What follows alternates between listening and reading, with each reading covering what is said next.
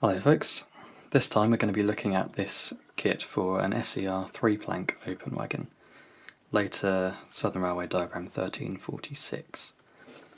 So these wagons were built, there's about 100 of them made, for heavier traffic, so things like castings, ironwork, beer barrels, paper reels, anything like that really.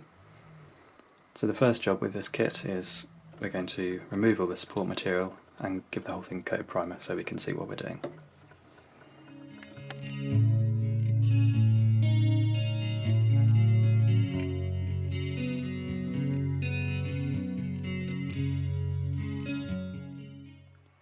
So the model's been cleaned up a little bit. I've used a sanding disc in a Dremel to just flatten off the bottom edge here. You can quite equally use a flat file like this, just to make sure it stays flat, and remove the pips from the support material. So I've gone through and done that on the body and the two sole bars, and hopefully you can see the primer showing up some of the detail on here now. You can probably also see, so most 3D printed things at this scale will have a few slight defects, so this one in particular has a tiny little hole here, which you might be able to see, and a very, very slight raised section here, but that should disappear as soon as we get a layer of paint on that. So the next job to do is stick the axle bearings in. So I've already done it on this one. Sometimes you need a little bit of super glue for that, but these ones just push fitted in, the light push fit. So I'm just going to put the other two into here now. And you don't need much glue for this at all, it's just to hold it in place.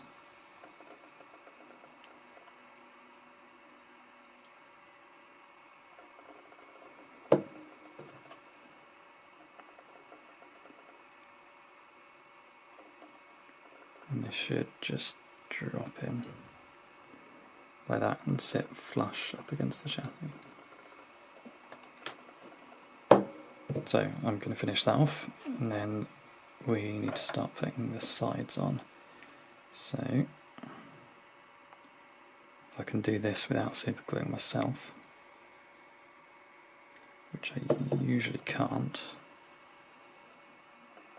and I haven't this time either. There we go. So due to some of the tolerances on 3D printing, this one dropped in a lot easier than the others, which is why you just need that tiny bit of super glue to retain it. So that's that done. Stick the lid back on there. And now we need to start attaching these to the chassis.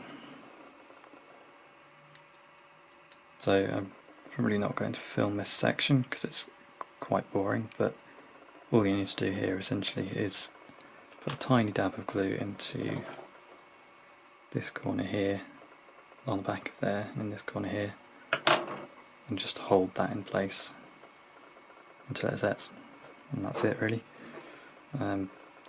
These are deliberately printed very slightly over long, so that you can just file a little tiny bit off each end until it gives you a nice close fit. So I'm going to go away and do that now. Oh, one other thing to add is I'll do one side and then trap the wheel set in the middle before I do the other side.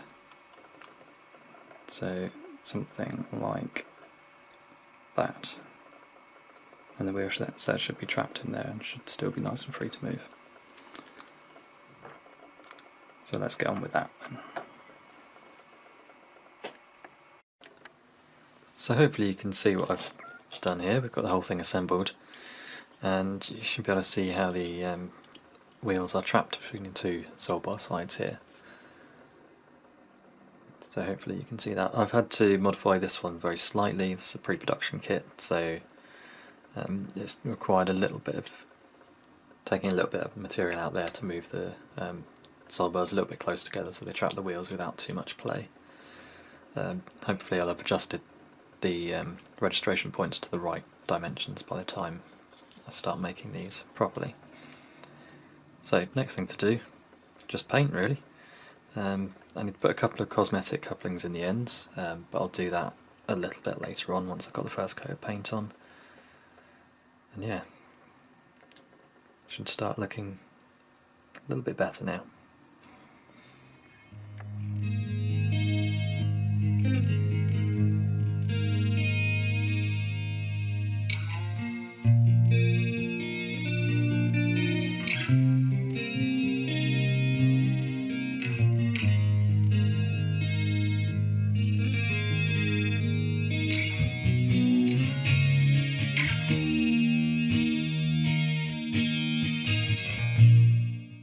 So here we are with the finished wagon. Rolls rather nicely as well. There's still a couple of little details that need to be done. It needs a coat of matte varnish at some point, but at time of filming this paint's been on 2 days and it's still very slightly tacky, so I'm going to wait for that to fully dry before I do any of that. Then it needs a little bit of weathering after that too. So the NEM coupling just dropped right in, that's quite nice. And yeah, there we go. Pretty much done, fairly quick and simple to build. And I think it looks fairly effective. The one issue I have with this one is that under certain lighting and on camera particularly, you can see a few print lines.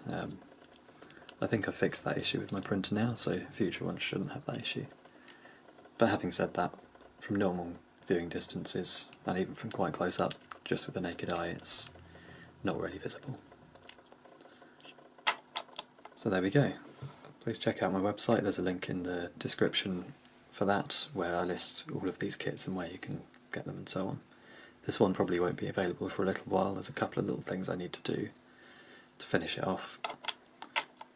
But if you keep an eye on there, it will be available soon. Thanks for watching.